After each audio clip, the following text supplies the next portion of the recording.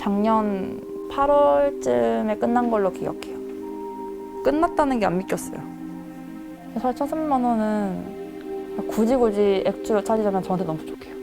왜냐면 저는 너무 많은 걸 잃었어요. 5년 전 일이죠. 중학교 3학년이요. 그때 저는 되게 뭔가 큰 일을 해낸 줄 알았거든요. 사실상 전 망했다 생각하거든요. 이제까지 열심히 한다고 했는데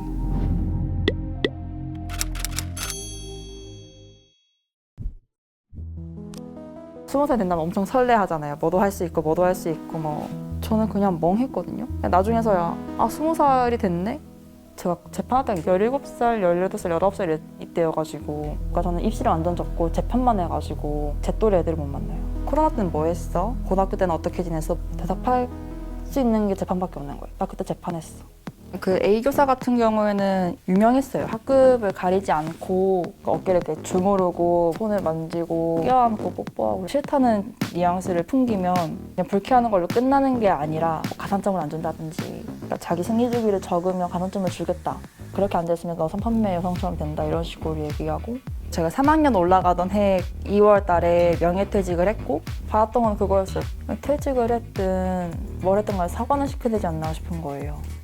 아청법 위반, 강제추행이랑 아동복지법 위반, 성희롱으로 됐었어요. 두 가지 항목이었는데 트위터로 이렇게 알려지고 나서 충북경찰청 그 여성청소년과에서 왔었어요. 자기가 경험했던 일과 들었던 일을 작성하고 형사 처벌을 원하는지 진술을 하고 싶은지 부모 동의 받았는지를 체크했던 게 있었던 것 같거든요. 진술을 10월 달에 했고 2019년 1월에 중학교 졸업을 하고 재판이 보니까 19년도 9월에 시작됐더라고요. 저 재판 열린 줄도 몰랐는데 그냥 갑자기 증인 출석이 와서 갈게 된 거죠. 그 가해교사 측에서 증언했던 선배가 갑자기 DM이 오더라고요, 인스타그램에. 혹시 증언 나가는 사람이냐는 거예요. 어떻게 알고 있고 왜 연락하는지 모르겠잖아요. 그게 노출된 게 2018년 10월 달에 경찰청에서 진술할 때 가명 어떻게 할 거니 가명 정하고 나온 거예요. 근데 모든 서류의 이름이 가명으로 적혀야 된대요. 근데 저는 증인서한장을 받을 때 제 본명으로 왔어요. 원래 그렇게 하면 안 된다는 거예요. 그렇다면 뭐 내가 뭐 이땡땡을 했다 그럼 이땡땡으로 와야 된다는 거예요. 서류에도. 피해자 본명이 노출된 거예요, 말 그대로. 근데 그렇게 되면 서류를 가해자 측이 열람할 수 있잖아요. 심지어 그 얘기를 검사한테 들은 것도 아니에요. 노출된 다른 애의 어머니가 알려주셨어요. 근데 미안한 말도 못 들었어요. 재판장 가니까 개판이고 약간 저는 사람의 추악하면 이 정도까지 가는구나 하고 봤거든요. 강제추행 혐의에 대해서는 전면 부인했어요. 정말 많은 거짓말을 했고 질문을 했던 것 중에 기억나는 건 수학여행 때 A교사가 사진 하나 찍어준 게 있어요. 이 정도로 성추행을 당한 사람이면 뭐 선생님과 친하게 지내게 해달라기 어려웠을 것 같은데 피해자다운 강요한 것도 있고 16살짜리가 쓴 거라고 보기엔 어렵다. 그러니까 외부 세력에서 사주받은 거 아니냐고. 그리고 그 교사가 오랫동안 근무한 사람이에요, 그 재단에서. 그러니까 힘이 영향력이 좀 컸어요. 재판장 가면 동료교사라고 해서 동료교사들 오고 저랑 같이 학교 나왔던 애들 있잖아요. 일일이 연락해서 탄원서를 받았다는 거예요. 이름이랑 그 당시 학번, 전화번호 적어서 제출한 게 80장인가 됐어요. 저랑 같이 학교 다니는 애들 중에 80명이 적었다는 소리예요. 그 가해교사 편은. 적은 사람 이해는 가요. 학급 수가 적으니까 학생 수가 적고 같은 아파트 단지에 살거나 같은 학원에 다니거나 같은 교회에 다니거나 생활관이 겹치고 매우 친밀한 관계에 있는 선배들이 와서 적어달라는데 싫다 하기도 뭐하잖아요. 지역 내에서 영향력이 있는 사람을 건드리니까 이렇게 되더라고요. A교사의 모든 주장을 탄핵할 수 있는 게 나온 거예요. 그래서 사실 저는 학교 다닐 때 모범생, 코피 흘릴 정도로 공부하고 그냥 성적에 목을 맸죠. 제가 그렇게 열심히 살았을 때 광기죠, 사실. 광기인데 수업을 하나도 놓치고 싶지가 않은 거예요. 그러니까 하루 종일 녹음해놓은 거예요, 그거를. 그 성적은 다 녹음돼 있더라고요. 자기는 칠판 앞에서만 수업해서 학생들과 신체접촉할 일이 없다. 욕을 한 적도 없고 학생들을 뭐 지목해서 부른 적도 없고 질문한 적도 없고 온갖 그런 것들이 있었어요. 그게 그 녹음 파일 하나로 박살난 거예요. 이 사람이 한 진술이 사실상 거짓이다. 판명이 났죠. 징역 3년을 구형했었어요, 검사가. 그리고 선고 때 징역 3년이 나왔어요. 그런데 항소를 한 것을 가해자. 너무 무겁다. 너무 무겁대요. 전부 인정하겠대요. 그냥 피해자들과 합의 봐서 형량을 깎자고 했었나 봐요. 전략이. 피해자가 5명이에요. 저 포함해서. 갑자기 A 교사의 부인이 와서 자기 딸이 알면 쓰러진다. 뭐 가정이 파탄날 위기에 있다. 뭐 돈이랑 얼마나 낼 수 있는데 이건 집행유예도 안 나올 것 같다. 이런 식으로 얘기를 했었어요. 저한테. 그건 저한테 할 얘기가 아니라고.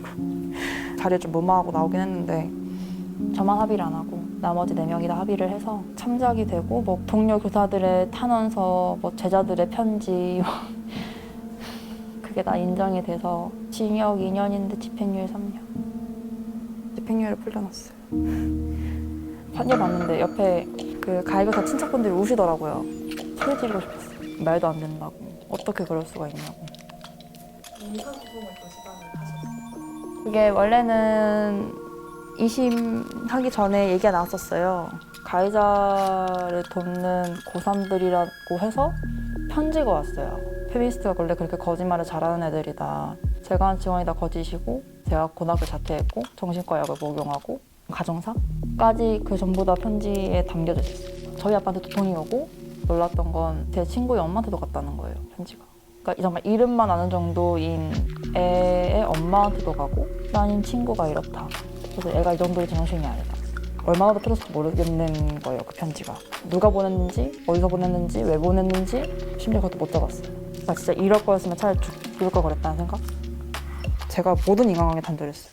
이걸 어떻게 대응할지를 아예 몰라서 엄마도 안 보고 아빠도 안 보고 이 재판을 하고 있다는 사실을 모르는 할머니 댁에서 지냈어요.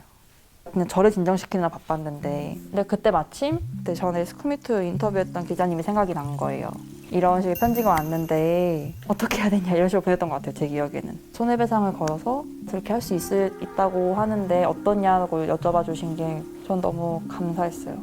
이제 어쨌든 2심이 있으니까 2심 대응에 좀 만만히 좀 기하다가 2심이 좀 끝나고 이제 변호사를 만났었어요. 21년 6월에 아마 제출됐을 거예요. 법률기금은 시민 모임 이래가지고 모금해 주신 돈이 있었어요. 많은 분들이 도와주셔가지고 500만 원 정도? 범죄 행위 자체에서 오는 피해.